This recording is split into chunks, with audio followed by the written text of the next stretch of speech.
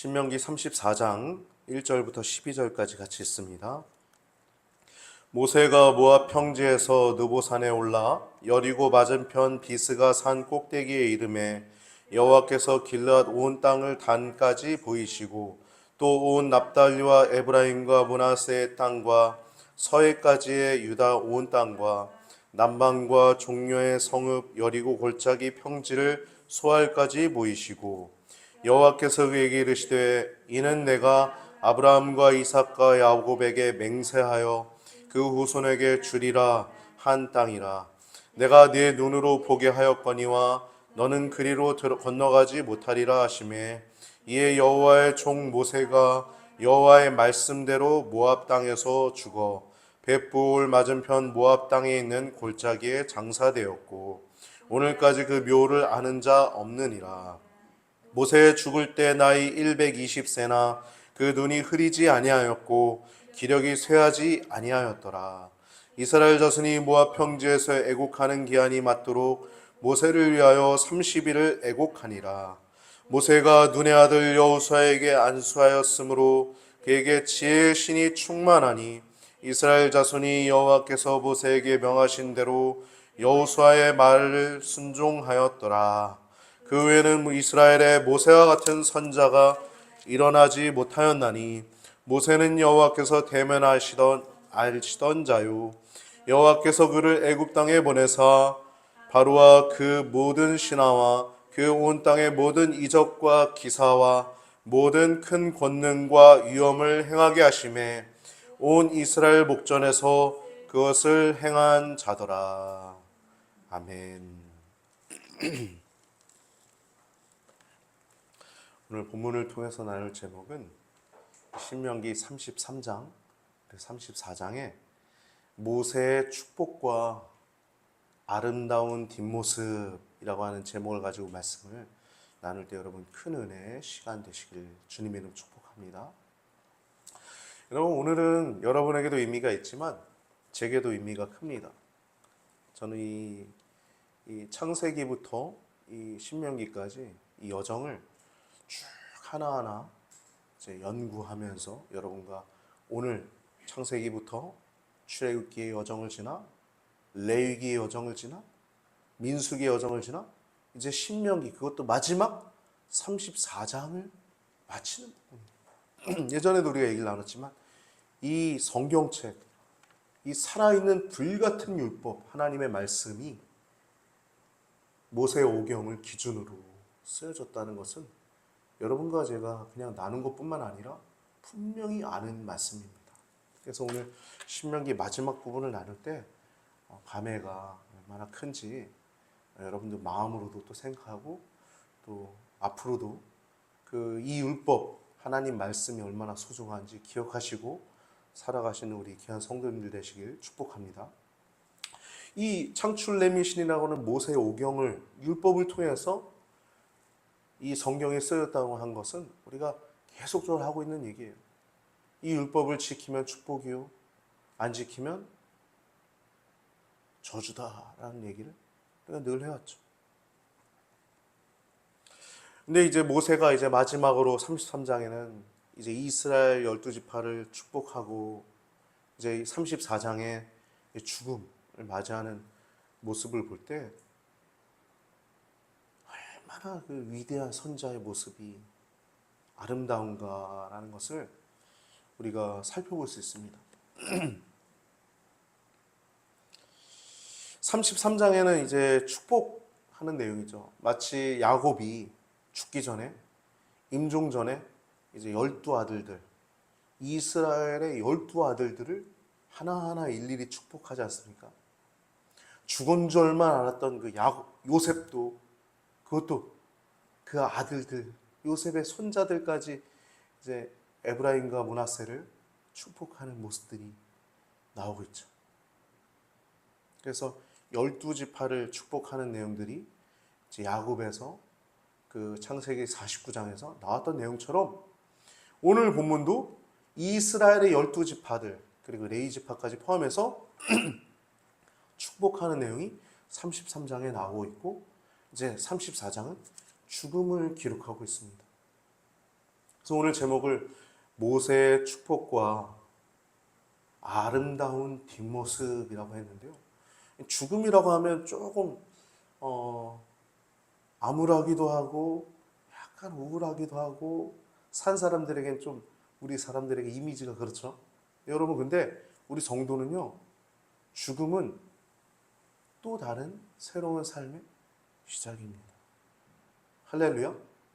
개인적으로는 저 낙원에서의 아브라함의 품에서의 새로운 삶을 시작하는 것이고 또 이 땅에 남아있는 사람들에게는 아름다운 뒷모습을 남기는 시간인 것입니다. 여러분 그 죽음에 대해서 제가 제목을 아름다운 뒷모습이라고 적었는데 여러분 성도의 뒷모습은 아름다웠습니다. 아름다워요. 어떻게 아름다울 수 있는가에 대해서는 먼저 축복에 대해서 얘기 나누고 나중에 죽음 부분을 얘기 나눌 때 여러분 디테일하게 나누려고 합니다. 먼저 앞에 33장을 다룰 때 그 앞에 우리가 지난주에 나왔던 모세의 노래를 얘기하자면 이스라엘의 타락, 그러나 하나님의 심판이 분명히 있을 것이고 또 회복이 있어서 그 이스라엘 또 사랑해 주시는 그 내용들을 작별의 경고의 이 노래를 통해서, 모세의 노래를 통해서 무시무시한 심판의 말씀, 또 회복의 말씀을 우리가 길게 32장에 나눴습니다. 지난주에. 그리고 오늘은 이스라엘 12지파에게 임할 축복에 대한 기도의 말씀이 오늘 33장 내용입니다. 마치 야곱이 아까 창세기 49장에 임종전에 축복했던 그 기도처럼 비교해 볼 때 그 이스라엘 12아들과 이스라엘 12지파의 그 내용을 비교해 볼 때 상충되지 않고, 그러니까 뭐 충돌돼서 이분의 기도와 이분의 기도가 왜 이렇게 달라? 그렇지 않고 상충되지 않고 그대로 거의 비슷하다는 것을 우리가 알 수 있습니다. 왜냐하면 여러분 그 축복은 인간이 주는 것이 아니기 때문입니다. 사람이 주는 것이 아닙니다. 축복의 주체는 여호와 하나님이십니다. 믿음의 조상들이 죽기 전에 자녀들을 축복하는 전통이 있었는데 그것은 모두 다 하나님의 이름으로 축복하는 것이었어요. 이삭이 야곱과 에서에게 축복할 때도 그러하였고 또 야곱도 12아들들에게 축복할 때 그러하였습니다. 그리고 민수기 6장 22절에서 26절에 이 대제사장의 축도문을 보면 여호와 하나님의 이름으로 복을 빌어주는 것을 알 수 있습니다.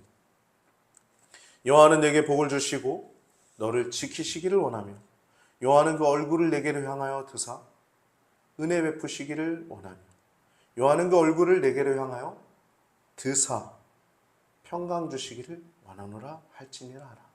그러니까 하나님으로부터 말미암아 오는 복, 이것이 이 축복입니다. 여호와는 너를 지키시기를 원하며 그 얼굴을 비추사 은혜 주시기를 원하며 그 얼굴을 드사 평강 주시기를 원한다라고 하는 하나님으로부터 오는 복을 가지고 계속 축복하고 있습니다. 야곱의 축복 창세기 49장을 보면 르우벤부터 베냐민까지 하나하나 축복하는 내용이 나오죠. 창세기 49장 28절 보면 이들은 이스라엘의 12지파라. 이와 같이 그 아비가 그들에게 말하고 그들에게 축복하였을 때 곧 그들 각인의 분량대로 축복하였더라. 아멘. 여러분, 각인의 분량대로 살아가는 것이 복입니다. 할렐루야. 요즘 우리나라 특별히 우리나라가 심각한 것이 흙수저, 금수저 얘기하는 거예요. 여러분 가장 비참한 게 뭔지 아십니까? 나를 타인과 비교하는 거예요.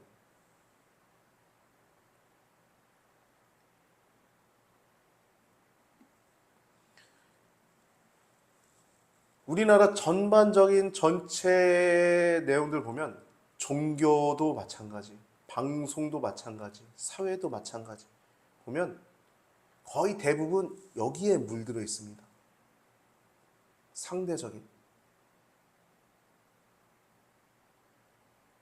그럼 각인의 분량대로 축복하는 것, 각자에게 주신 삶 속에서 자신의 주어진 삶을 그대로 살아가는 것이 얼마나 복된 것입니까? 할렐루야.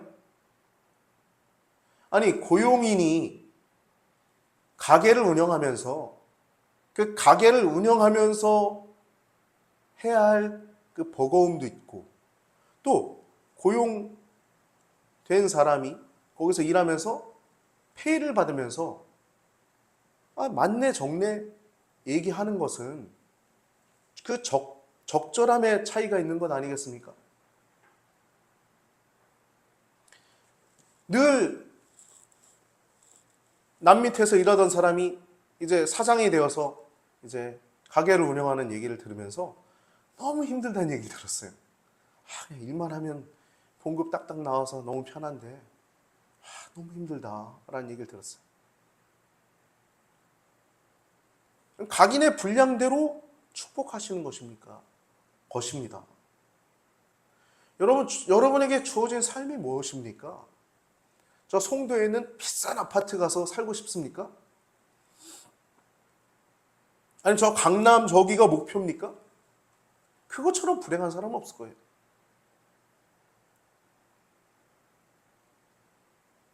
주어진 자리에서 여러분 자족하시길 배우시길 바랍니다. 할렐루야. 사도 바울은 내가 자족하기를 배웠다라고 그랬어요. 내가 비천에 있든지 내가 풍부에 있든지 간에 나는 늘 자족하기를 배웠다라고 얘기했어요. 그럼 자족하기를 배우는 것이 복인 줄 기억하시길 주님의 이름으로 축복합니다. 할렐루야. 우리나라 이 사태 보십시오. 거기에 절대 물들면 안 됩니다. 악한 세력이 있어요. 통일되기 전까지는 이건 안 멈출 것입니다.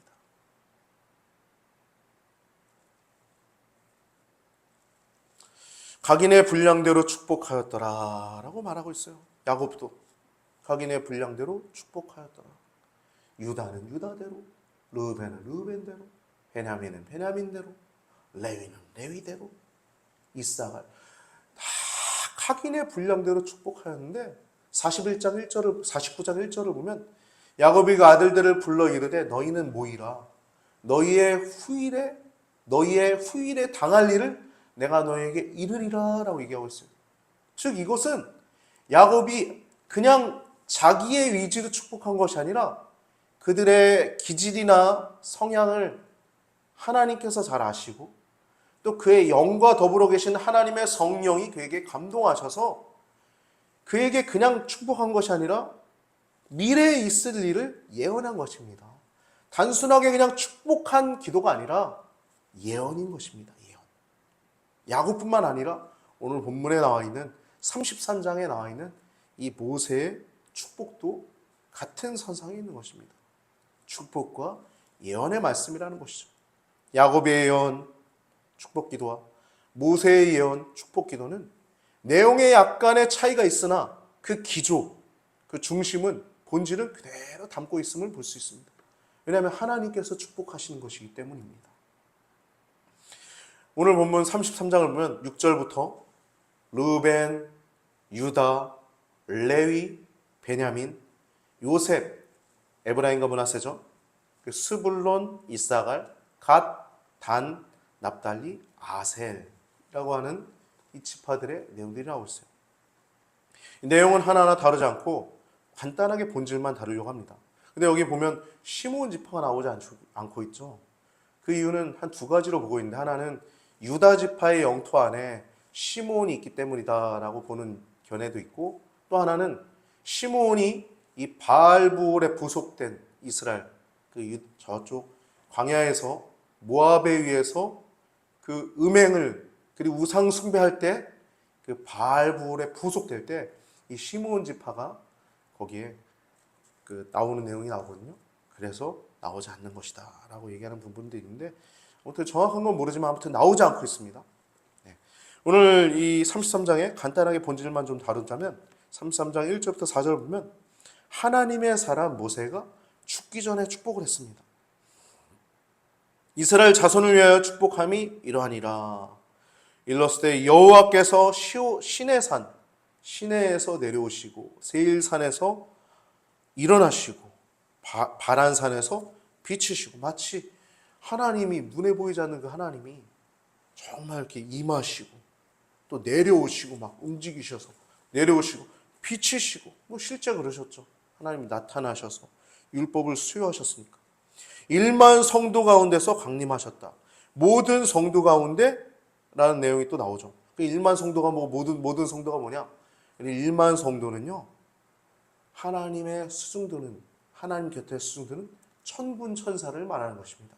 1만 성도와 함께 강림하셨다라는 거예요.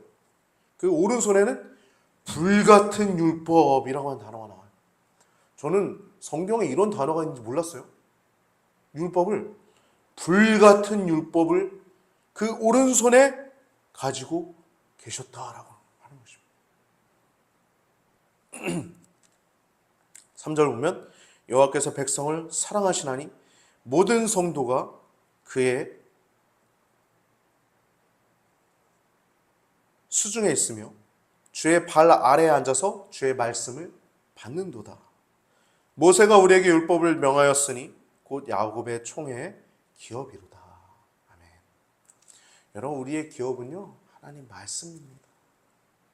늘 주의 말씀으로 피난처가 되고 반석이 되고 우리의 활이 되고 우리의 칼이 되고 우리의 숨기는 바위가 되어서 우리가 늘 그 말씀으로 말미암아 먹고 사는데 복을 누리는 것임을 기억하시길 주님의 이름으로 축복합니다. 할렐루야. 여러분, 우리가 교회 나와서 얻을 것은 한 가지입니다. 여러분 갖고 계신 성경책, 이게 복입니다. 다른 거 없어요.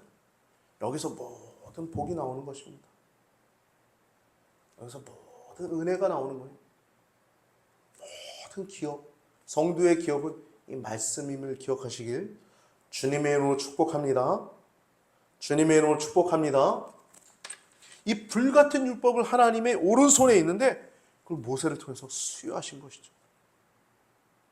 여러분, 저는요, 이 모세가 창세기부터 신명기까지 이 내용을 썼는데, 이 여정을 마치면서 저는 히브리서 기자가 서술하고 있는 모세에 대한 말씀이 더 깊이 와닿습니다. 히브리서를 보면요, 모세가 히브리서 3장 1절부터 3절을 보면 모세가 예수님과 비교 대조를 이렇게 하고 있는 모습을 보여주고 있어요. 히브리서 3장 1절에 3절을 읽어드릴게요.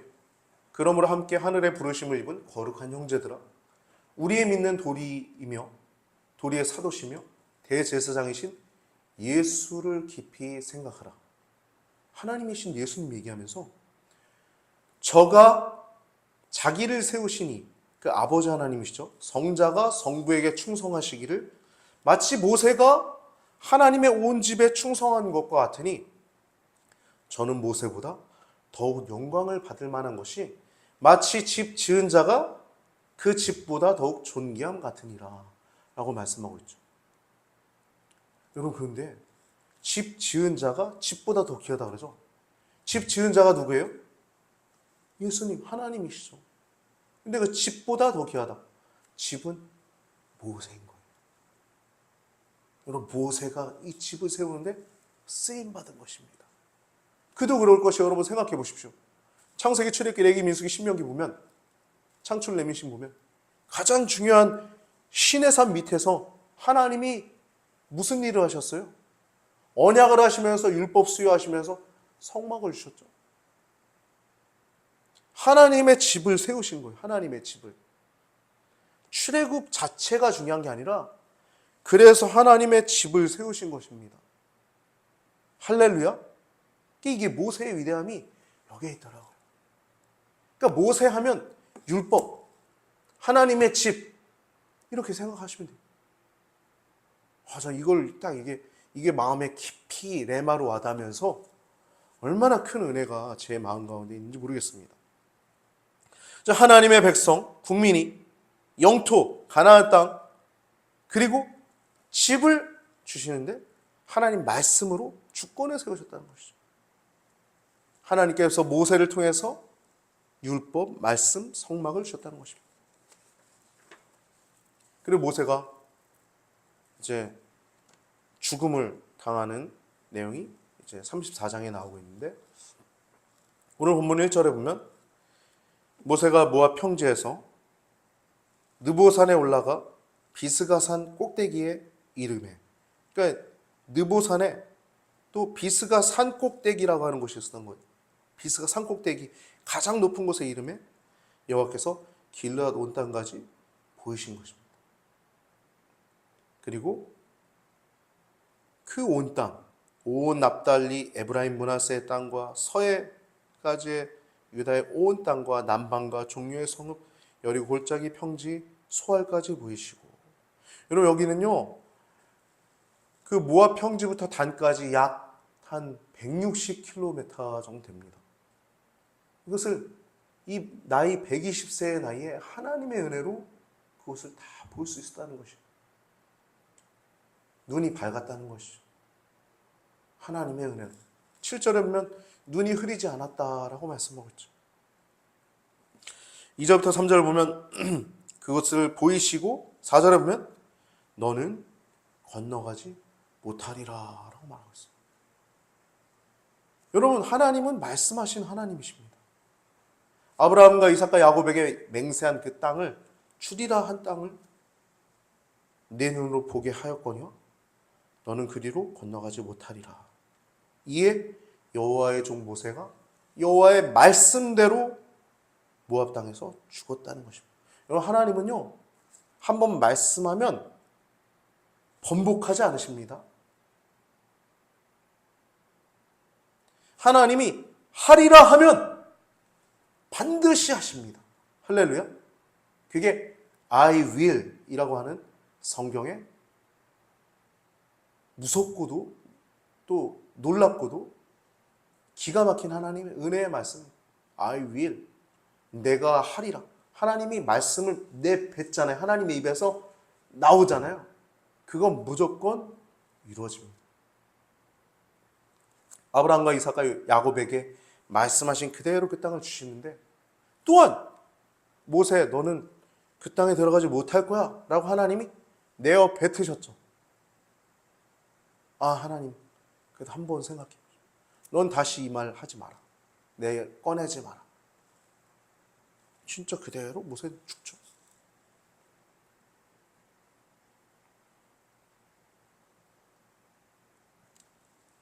아마 누구보다도 모세는 가나안 땅에 들어가고 싶었을 것입니다.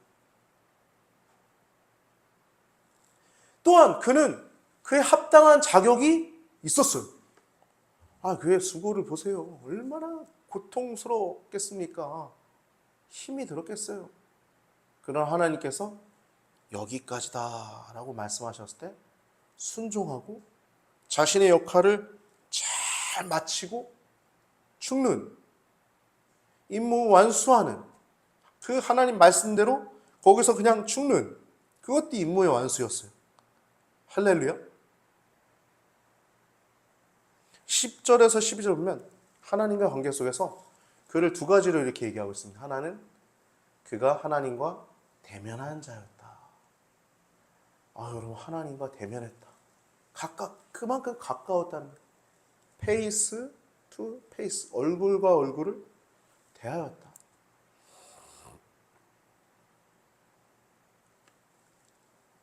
그 능력이 또 나타났는데, 두 번째는 하나님의 능력과 권능을 온 이스라엘 가운데 보이게 되었죠. 처음에는 하나님 저 못 가요.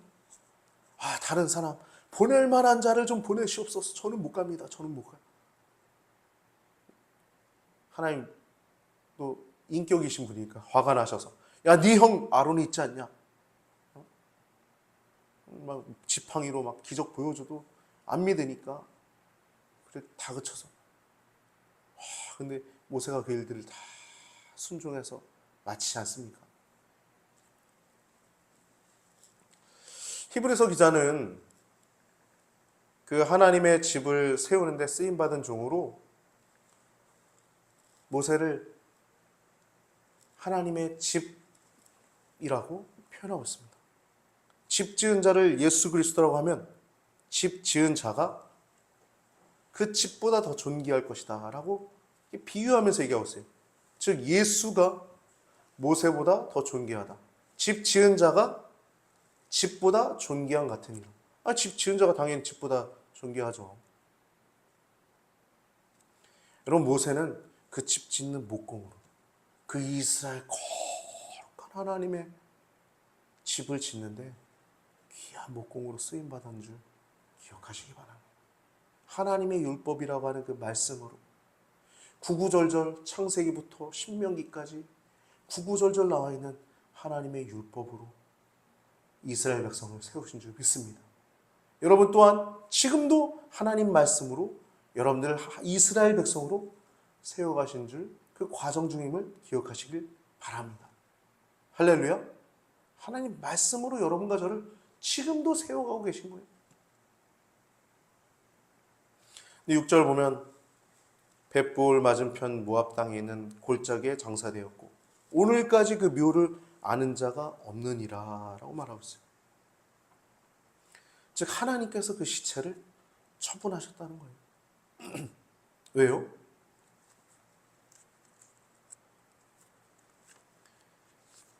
모세를 그대로 두면 그 시체마저도 숭배의 대상이 될 수 있기 때문에. 유다서 1장 9절을 보면 유다서 1장 9절 제가 읽어드릴게요.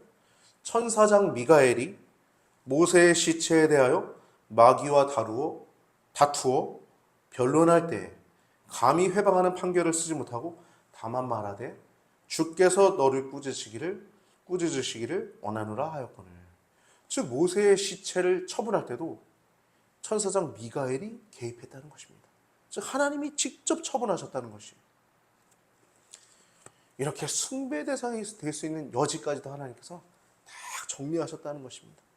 다만 율법을, 하나님 말씀을, 불같은 여호와의 율법을 하나님의 축복으로 받아들이며 생을 마감한 이 모세의 모습. 여러분, 이 모세의 그 아름다운 뒷모습은요, 우리가 본받아야 될 줄 믿습니다. 여러분 죽을 때 자녀에게 돈 1,000만 원, 1억, 2억 더 남겨주려고 하지 마시고 하나님의 말씀을 남겨주시길 주님의 이름으로 축복합니다. 할렐루야. 그것이 진정한 복이며 그것이 진정으로 행복의 길을 걸어갈 수 있는 자녀에게 남겨줄 수 있는 최고의 의상입니다. 그것이 부모로서 해줄 수 있는 최고의 아름다운 뒷모습임을 기억하시고 하나님 말씀을 물려주시는 우리 귀한 성도님 되시길 주님의 이름으로 축복합니다. 그렇게 여러분들의 뒷모습이 아름답기를 모세처럼 하나님이 여기까지 다 하셨을 때 거기서 느보산 위에 가장 꼭대기에서 그것을 보고